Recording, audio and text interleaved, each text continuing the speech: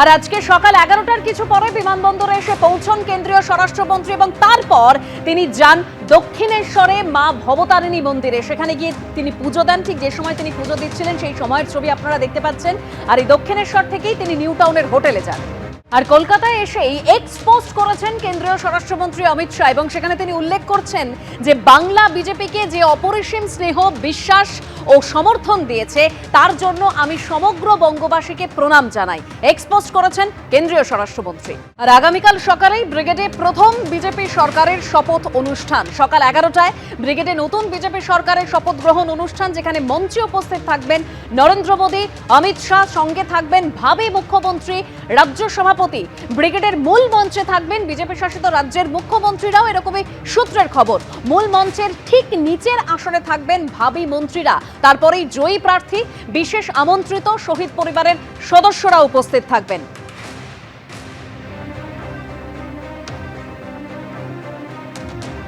নবনির্বাচিত বিজেপি সরকারের শপথ গ্রহণ অনুষ্ঠান হতে চলেছে আগামীকাল। আমরা এই মুহূর্তে রয়েছি ব্রিগেড প্যারেড গ্রাউন্ডে এবং সেখানে শেষ মুহূর্তের প্রস্তুতি চলছে। ইতিমধ্যে দেখা যাচ্ছে যে গতকালকে যে প্রবল ঝড় বৃষ্টি হয়েছিল তার জেরে মাঠের একটা অংশতে এখনও জল কাদা রয়েছে, কিন্তু যারা কর্মীরা রয়েছেন তাদের বক্তব্য যে আজকে রাতের মধ্যেই তারা এই যে জায়গা রয়েছে এই জায়গাটা পুরোপুরি তারা ঢেকে ফেলতে পারবেন 5 থেকে 6টি এরকম যে হ্যাঙ্গার রয়েছে তার মাধ্যমে। এবং মূল যে মঞ্চ হবে সেটি হচ্ছে একদম সামনের দিকের হ্যাঙ্গারে, যেখানে আগামীকাল দেশের প্রধানমন্ত্রী নরেন্দ্র মোদী আসবেন, স্বরাষ্ট্রমন্ত্রী অমিত শাহ এবং কারা কারা আগামীকাল নবনির্বাচিত বিজেপি সরকারের শপথ গ্রহণ করবেন সেই যে শপথ গ্রহণ যে অনুষ্ঠান সেটাও কিন্তু একই জায়গাতে হবে। দেখা যাচ্ছে এই মুহূর্তে জেসিবি ক্রেন সেগুলি কাজ করছে।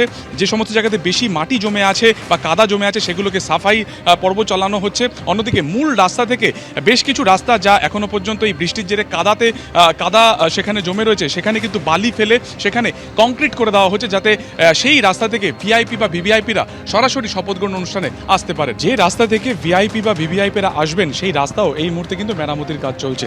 ঠিক মূল রাস্তা থেকে মাটির যে রাস্তা সরাসরি মূল মঞ্চের দিকে যাবে বা যেখান থেকে সরাসরি শপথ গ্রহণ অনুষ্ঠানে যারা অংশগ্রহণ করবেন তারা যাবেন, সেই যে রাস্তা সেটাকে ঠিক করা হচ্ছে। দেখা যাচ্ছে যে ইতিমধ্যে সেখানে যে কাদা জমেছিল সেটাকে সরানো হয়েছে, তার মধ্যে বালি ফেলে সেখানে কিন্তু ইট বসানো হচ্ছে এবং এখান থেকেই কিন্তু যারা ভিভিআইপিরা রয়েছেন তারা এখান থেকে মূল মঞ্চের দিকে যাবেন। এবং দেখা যাচ্ছে জেসিবি ক্রেন ইতিমধ্যে এখানে কাজ করছে। শেষ মুহূর্তের যে প্রস্তুতি তা এই মুহূর্তে চলছে কিন্তু ব্রিগেড প্যারেড গ্রাউন্ডে। ক্যামেরা অভিজিৎ দত্তের সঙ্গে সুকান্ত মুখোপাধ্যায়, এবিপি আনন্দ, কলকাতা। প্রস্তুতি খুব ভালোভাবে হচ্ছে। গতকাল রাত্রেও বৃষ্টি হয়েছে, সেই বৃষ্টির ফলেও যা যা মাটিতে সমস্যা হয় সেগুলো সম্পূর্ণভাবে যত্ন সহকারে সব করা হচ্ছে। আর সবথেকে বড় কথা, এটা ভীষণ আনন্দের।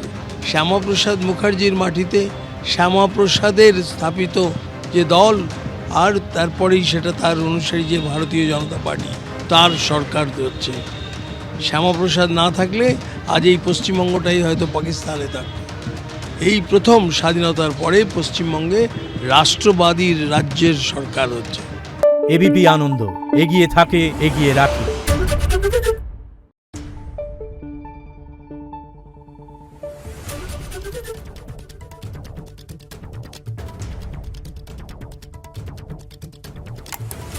Thank you.